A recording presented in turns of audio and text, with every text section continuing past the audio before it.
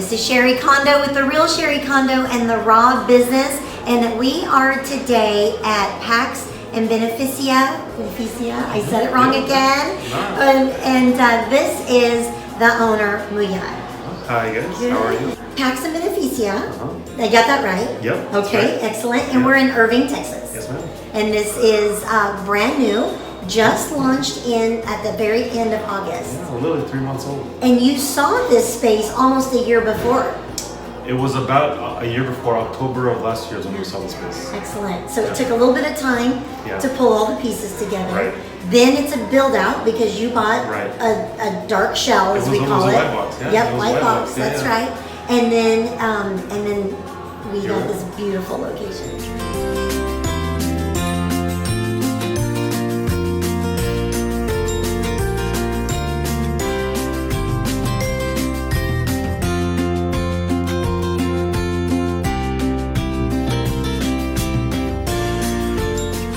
So we're going to talk, of course, you know, all of our videos are about what it took to be a business owner. Not so much how this business runs, but what did it take for the person to step into that. So let's start back. We don't have to start from when you were born, but we can, but wherever you want to start. Yeah. What did your business life, your work life look like before this? So I'll start from my college. Okay, college. Not too bad. Good. So actually my degree was a biology degree. Okay. I was on a pre-med route, and the third year into I was like, I can't do this. I mean, like I didn't have the grades. I wasn't really fully committed, and for medical school you have to be 100% committed. So I decided, I started looking around to see what else I could do. Finished my biology degree, but then I was kind of like in a lull, working retail jobs and stuff, like not really understanding what I wanted to do. So then I started teaching myself marketing. So it was around the time that like the Tim Ferriss 4-Hour Work Week came out, and like digital marketing was kind of getting in its own out of its shell, and started teaching myself kind of social media and digital marketing and stuff. Then started a job at an agency. That was like kind of my first real marketing job. Did that for a couple of years, and then went to healthcare. I did healthcare for about 4 years, also digital marketing. And then fast forward to most recently, for the past 3 years, I've been with Santander Consumer. I was hired on as the head of a director of digital customer service. I was kind of hired to build the digital customer service team, and then went to a compliance role. And while I've been doing all those things for the past 10 years or so, I've been kind of dabbling with entrepreneurship on the side, things like photography, things like building my own app. I did that for a little bit. And then flash forward to all the way to building Pax and Beneficia. Here we are. That's amazing. That is amazing. When did you've kind of, like you said, you were dabbling with entrepreneurship, you were in this corporate world, so you're kind of 1 foot in, 1 foot out, right? You're committed to the company, but there's this longing side of you that says, I want to own it myself. Does that come from family? Where did that little seed in you of being an owner come from? That's an interesting question. I mean, it's a little bit of, I guess it could be a little bit of family. Like my grandfather owned his own business in the Middle East, like it was small business. My dad always tried to start his own businesses, never fully was able to get that up and running. So I've always kind of seen that side of it. Seen people and family friends and people in the social gatherings who did their own things. But I think for me it was, and this is something actually my friend told me, a close friend of mine, his name is Louis. Because I'd always get to a place where like I'd have a job and then like 2 years ago I just get bored. Okay. Yes. And then the next job, 2 years into it, and I just get bored. Yeah. 2 years into it, and I just get bored. Okay. And then it was like he told me, like, you need to be your own boss, because that's the only way you're not going to get bored, right?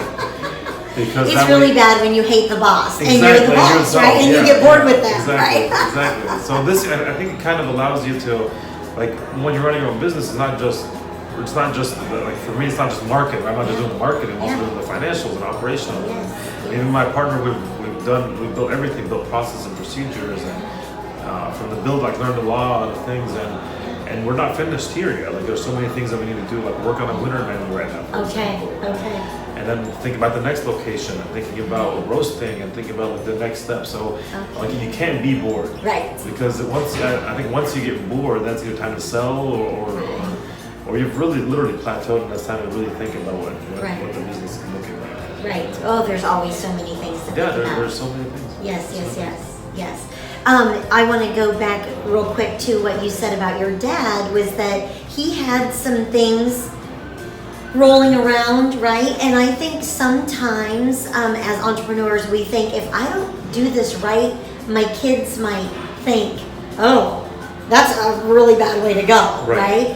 And yet you saw your dad maybe not ever hit something that was successful, but it still allowed you to have this hope that it could still be done. Yeah, and something that I've learned from him was, he ended up not going that route, but ended up working for corporate and managed the security. But what I've learned from it is that it always works out. Nice. Like, I think for me, that was the understanding was, regardless of what happens here at Beneficia, let's say it collapses tomorrow, right? Yeah. Which is a very possibility. It happens. Maybe coffee just stops being roasted. I don't know, whatever. Right. That's okay. That could happen, and I think I've come to the realization that it's okay. I'll just go find a job. Okay. And then maybe until the next thing comes up. Right. It's a risk, I think, worth taking, because the upside is a lot higher than if I didn't take the risk. Okay. But always understand that there is factors outside of your control. If you do everything you can, then it's all on God. I also like that you say, if this didn't work, well, then I can always go back and get a job. Exactly. And it just feels like sometimes you've got entrepreneurs that are like, I'm an entrepreneur, and that's it. So they may be crashing and burning, and yet their pride won't let them go back and just pick up a job somewhere, just to make it happen, and then regroup, fresh air, come back. You can always make it. I think that's the ego talking. Absolutely. It's the ego. I try to put ego aside. We all have that, but I try to put it aside, because if you're not making money and you're not supporting your family, then that's right. There's really nothing else like that. That's the most important thing you can do. So. Yes. On the real estate side, that's our day job, and we've said the ego and greed will cost you everything. It will cost you everything. You'll lose a deal that you wanted. You'll lose things that you wanted because of your ego and greed. That's good. Oh, that's so good. So you have a partner. Mm-hmm. You met through wives. Yeah, came together through family functions and this and that. And then there's this train ride. Right. So tell us about the vacation that put you on this train together. And lots and lots of businesses in America have been created on a napkin. Sure. And I envision this train ride with a napkin going, this is how it would look. Basically, that's exactly what happened. Awesome. So our wife, we met through, my wife's best friend married his best friend. Okay. So we met through family functions, and then we just connected on coffee. Like, we both like craft coffee, and we both really enjoyed it. Hit it off, became best of friends, and we went on a couples trip to Norway. This was April 2018. And in our itinerary, I was telling you this before we started, was we had a bunch of coffee shops for our wives to stay in, because we love exploring coffee shops when we go travel, and the Scandinavian coffee culture is really impressive. So we tried all these coffee shops, and we both kind of talked about how we both had dreams of starting a coffee shop. And then we were on a train from Stockholm to Oslo. It's like a 7-hour train ride. And we started talking about the concept, what we want to do, and then that's kind of where the ambiance and the menu kind of started. Okay. Because we wanted like a modern coffee shop, serving your standard lattes and cappuccinos and stuff, but also with some Andalusian, some Turkish, some Arabic influences, because that's where we're from. Yes. And then we just kind of started talking about kind of the color scheme, all the stuff, and then the name. And we literally separate, because we were separate cars, we were separately. Okay. Met in the restaurant cart. Okay. Talked, went back. Drank their terrible coffee. Oh, it was. While you were talking. Actually, this is a funny story. Was it good? Well, no, I actually, when I travel to places where I know can't get access coffee, I take my own coffee cup. There's actually a picture of us online. I think it's on our Instagram. Yes. Where we were sitting on. I just finished prepping a coffee on an AeroPress, and when it was funny because the train was full. We were watching us these crazy guys making our coffee. So that was on the train, and then we went back to our seats, kind of took a nap, whatever. And he was messaging because we had Wi-Fi. We're like, I figure our name, it means peace and blessing. I was like, yeah, this is amazing. What going on? And that's kind of where it started. And then we get back May of 2018. He lives in Columbus. I live here. Keep texting. Every time we go to a coffee shop, we send each other pictures of this is cool, this is not cool. We do this, not this. And then just kind of always playing with the idea. And then October, saw this space. I literally messaged him. I was like, I found a perfect space. Like, are you in? Like, are we doing this? Okay. And he was 100% in, and couldn't have asked for a better partner. That's great. Couldn't have asked for a Is he mostly silent? He's hundreds No, of miles no, away? no, Okay, not at all, so no. he's not just financial. No. Not silent. You guys, but you're really boots on the ground because I saw Yeah. you unloading your car the other day Yeah. of supplies. Yeah. Right. No, I'm here, and I mean, he's an interventional radiologist. Okay. So he's a doctor. He practices in Columbus. So as much as he'd love to be here, and I think long term he wants to come back and help run the business with me. But right now it's not feasible because he's got his practice. Yeah. But no, he's definitely not silent, and I try to make sure to not make that. Like, I don't want that to ever, because friendship is more important than any business. Yes. And we discuss every detail Okay. of the business day to day. Like, That's great. even if it goes a couple of days where we don't talk, like we always talk at least once a week and kind of debrief each other what's going on. He works on stuff from there that he helps take things off my plate here. Great. So yeah, we've been going, but we always go back. Like, there's no lack of communication, and that's what it's a marriage. Great. Yes. Yes. It's literally we're doing a long distance marriage right Yes, now, yes. and we both understand that, and we both try to understand where each other's coming from, and then try to make sure that works properly. That's great. That's great. When we talk about partnerships, we've said many times never have 50-50 because one person needs to be a final decider. Right. How did you guys set that up?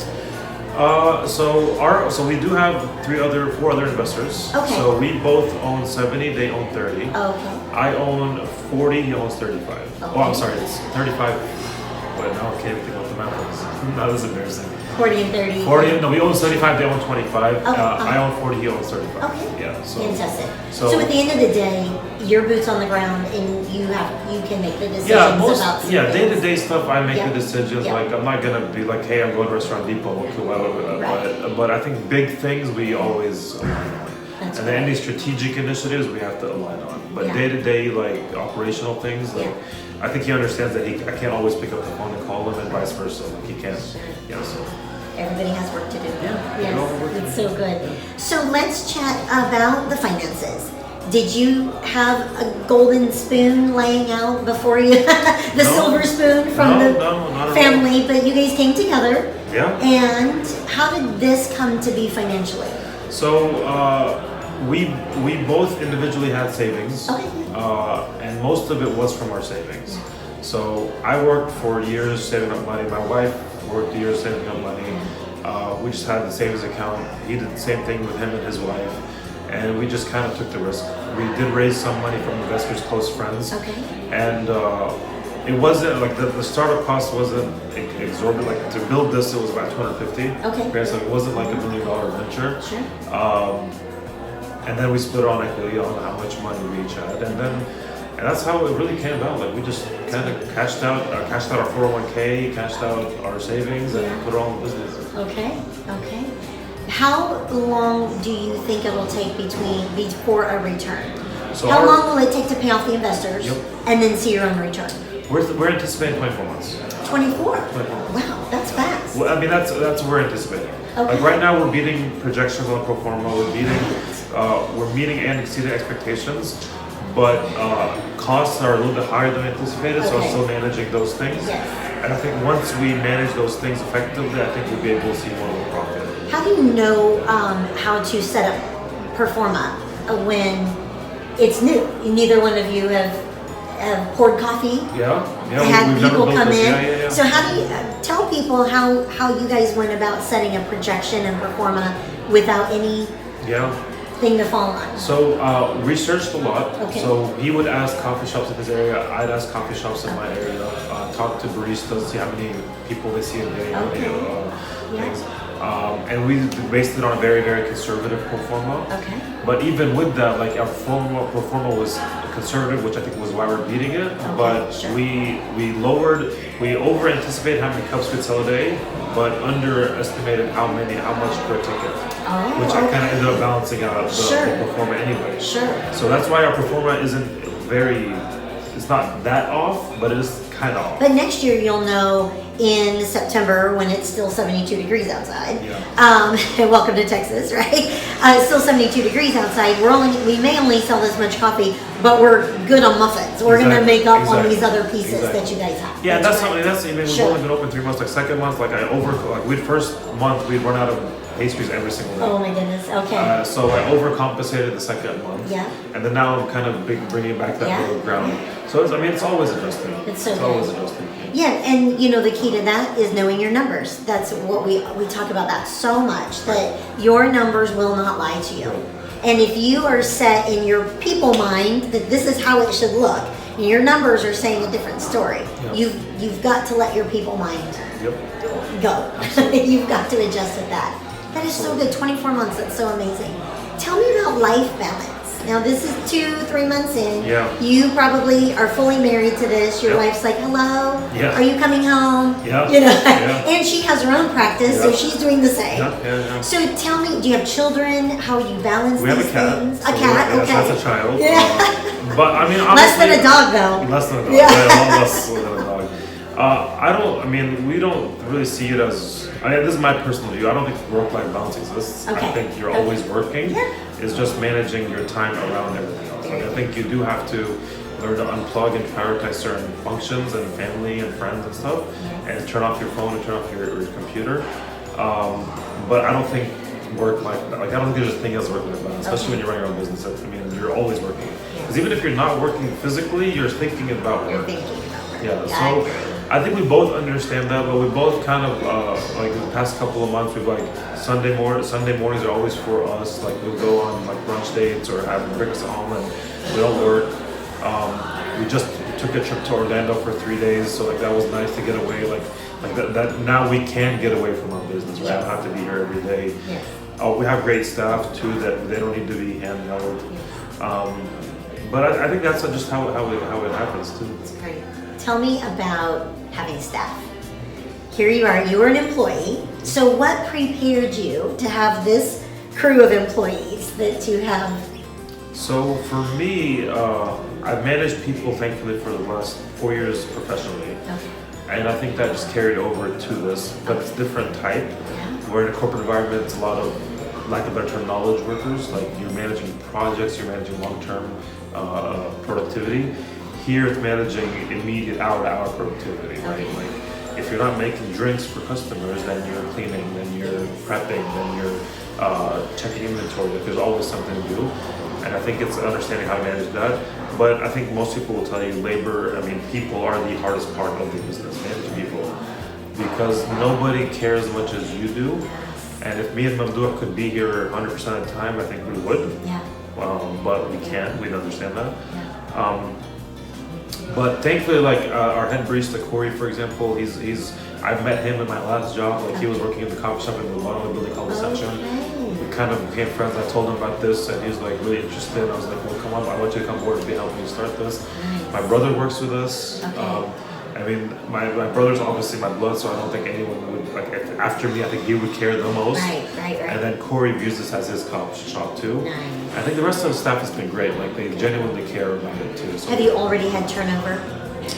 We've in had the 2 some. months, a little We've bit. had some. I think it's just normal because especially on the part-time, we've overhired, Yes. so we had to kind of cut back some hours, which is Sure. it's normal. Sure. But I don't think anybody from a cultural perspective. Yeah, that's great. Good. Yeah, employees are definitely the hardest. 100%. It's the hardest. 100%, yeah. Agreed. What would you identify as being an entrepreneur and of this shop, your hardest thing, your most challenging thing? The hardest thing I think is implementing processes and procedures to make sure everything runs efficiently and consistently. Yeah. Because first month you don't know what you don't know, right? And then it's scrambling, making daily Restaurant Depot runs, ordering stuff on Amazon daily. We're out of this, we need this supply, we need this supply. It took us about a month to get kind of calm. And now it's consistently, it took me about a month to write an employee handbook, for example. Okay. And I have the policy and procedures to it. But now it's fine tuning, Yes. improving certain areas. And then I imagine the next few months is going to be kind of taking more of a step back and look at other strategic things that we can do. I say that's the most challenging. Putting against the process and procedures. Yes. Okay. Okay. Rewarding. I mean, just being able to wake up and go to your coffee shop or your business, I think is the most reward. I mean, that just because this is your creation. Yeah. So I think we both like. Mamdouh comes once a month, Yes. and I think every time he comes in, like he obviously wishes to be here more, but he comes in once a month, and it's like it's like brightening your day when you kind of walk in here. Sure, there's challenges when you walk in the morning. Like you walk in, you get bombarded by this and this and this and this. And like yesterday, for example, I came in and of course, somebody, oh, the water thing broke, so we had to, you know, like it just happens, right? Like things like that. Roll with it. Yeah, you just gotta roll with it sometimes. Yes. So I think that's the most reward, like just coming into your creation. Okay. This is your vision, it was implemented, it's real. Yes. And then making sure that helping it continue. Yes. You guys took a lot of cues from other coffee shops out and about now on your journeys and stuff. And then did you have a space planner? How did you build out this space? We did not have a space planner. Okay. We had an idea of what we wanted. Okay. And then we worked with an architect, a friend of mine, this was in New York. We sent him the floor plan, and he kind of helped us map out where everything should be, without really needing any finishes. Yeah. Okay. Because we knew ideally how the bar flow should work. Yes. We knew where the bar should be. We knew where the seating should be. Yeah. We knew where the conference room should be, regardless of just putting it on paper. Yeah. And then as we were building, we would go on, like for example, Mamdouh put together a Wayfair spreadsheet. Like, okay, here's like the 5 things on. Here are the lights that we could pick from. Here are the tile we could pick from. And we just went back and forth trying to choose it all. And then as we were working with the GC, because the plans weren't even 100%, we were building. So it was a lot of work with the GC. Like, okay, do you want to do this or this? And then we make those decisions on the fly. Wow. Yeah. So now that we have the concept done, we know we can take it other places. Yes. Good. What would you change? Has there been something you're like, in the next one, we're not doing Yeah, that? I would change a few things. I would make the bar slightly smaller. I think we did want the bar to be the center of focus. Yes. Yeah. And it's great, but I think we could have made it like maybe 5 feet smaller to allow for more seating. Got it. And then to also allow for the kitchen to be slightly bigger. Okay. Sure. The conference room, it's a great idea. People reserve it. I just don't know if it's reserved enough. It's worth having the space for a conference room, or either maybe another private area that can be closed off. Sure. Storage area I would make slightly bigger. But those are minor things, relatively speaking. Which overall, I mean, we wouldn't change much. It's beautiful. It's so comfy in here. I love it so much. Thank you. Yeah, it's so good. Good. Okay, so now I'm just going to ask you. Well, so really quick, you did chat briefly about future thoughts. Yeah. So tell me about future thoughts. So there are really 2 roads we want to take. One is expanding the number of shops. We do want to grow, try to get, our goal is like 10 within 5 years, but maybe that's even too aggressive. Okay. But even if we get to 3 shops in the next 2 to 3 years, I think would be great, like even if we do 1 a year for now. Yeah. Until we raise funds and the real capital from VCs or PE firms. Sure. And then after we potentially sell, build all of the long-term road, I think is sell to a PE firm or restaurant group. Maybe just keep one as our baby, like we always have it. Yeah. But then on the other side of it, roasting our own coffee. Yes. Because we do want to explore that route too, and once we get that going, it'll help us on the cost side. Sure. Instead of paying $10 a pound on wholesale coffee, we could probably get it for $5 or $6 a pound. Right. So each shop will potentially be more profitable. Yeah. Which I would think if you're looking to sell to a conglomerate, that's a huge sale piece, is that you have the product being funded into. It's our own, everything's our own ecosystem. Yeah. And then we've kind of found partnerships that we want to do. Like Merit, our coffee roaster in San Antonio, fantastic partner. We love them, and they've helped start other roasters. So we're hoping we could partner with them once you want to start growing, and we kind of be like a child of Merit. Very good. So they've been great. And then a third angle is like one thing that differentiates our shop is Turkish coffee. Yes. We serve Turkish coffee. Yes. Me and Mamdouh actually went to Turkey with our wives in April this year and found those sets. Like we literally went to the bazaar and tried to find the right ones. That is such an experience. It's not just a cup of coffee, although the cups of coffee are cute too because they do the little things on.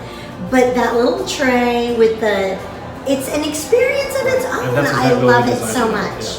Yeah, I mean, I think our focus has always been to really think the design of the space and the drinks and the aesthetics that go with it, and then the micro experiences that you get. So that latte art is a small experience that you get, right? But that Turkish coffee is a small experience relative to what you're seeing, but that makes the entire experience better. So yeah, but as part of that roasting, potentially doing our own Turkish coffee, starting a real American brand of Turkish coffee, right? Because most of Turkish coffee packaging and selling and the whole thing, and bringing that craft concept to it, because most of the brands now come from overseas. They distribute to distributors here in the States, and then they distribute to the vendors here. But there hasn't been kind of an American brand that does it. And who knows if there's even a market for it. Well, if you build it, they will come, right? Once there's a market for it, there might be places that are wanting to expand the flavoring, and then they just don't know about it. Exactly. That's amazing. That's great. All right, I'm going to ask you 5 little questions that are just for fun. That we just call these the fun 5. All right. So, would you prefer gum or mints? That's a good question. I think gum, because it's just fun to chew a while. That's right. They're the last little longer. I'm with you there. Okay, we already hit on it, but dog or cat? So it's funny. We are cat people, but I do love dogs. Like I can't choose that one. Okay. So in the future, there might be a dog. There might be. There might be a dog. Something small that you carry around, right? Sweet or savory? So I'm a sweet person, 100%, but I had to cut back on it, so now I'm saying I have to eat savory by force, but I'm a sweet person. Very good. We'll bring on the cupcake. Yeah, exactly. I'm with you there. Good. Beach or mountain? Mountain. Mountains. Okay. Hiking. You like outdoors? We love hiking. We love outdoors. Love being there because our phones don't work. And it's just, like hiking, and like we've hiked in Thailand. We've hiked in what's that place in Nevada? Zion. Oh, Zion. Okay. It's great. Norway was an incredible hiking there. Like we love hiking. We love beaches too, but no, I've had to go. But if you flipped a coin, you choose and we mountain. go skiing. Oh, that's so great. That's so good. This is an early morning business. So, what is your morning routine? How do you start and have your mind ready at 5 a.m. and those kinds of things? Yeah, so I mean, thankfully I don't have to be here because people open. So we wake up around 7:30, just kind of decompress, get ready. I sometimes make coffee at home. Sometimes I just come here and make coffee. But usually we have like 30 minutes or so, 45 minutes together to kind of get ready and kind of see what's going on that day. And then just come here and then make me a cup of coffee. It's like I do a pour over for myself, and it's kind of my therapeutic morning routine. And then get on my laptop and see what's going on for the day and get to work. There you go. Not really complicated. If you could tell a new entrepreneur of any industry something encouraging, something to help them, what would your message be? My message would be do it. Okay. Just go for it, and then there's like literally the worst case scenario is you have to go get a job. There you go. Which is not really a bad thing because people everywhere don't have jobs. So. There you go. Yeah, if that's the worst thing that happens, we have to go work. Yeah. But some people can just go do that. Yeah, so. just do it. Just do it. I love it. Thank you so much for this time and talking with our people. And please join us at other of our other videos where you are learning about someone else's field of work. And I thank you so much for joining us. And we thank you. Thank you. Have a great day. Bye-bye.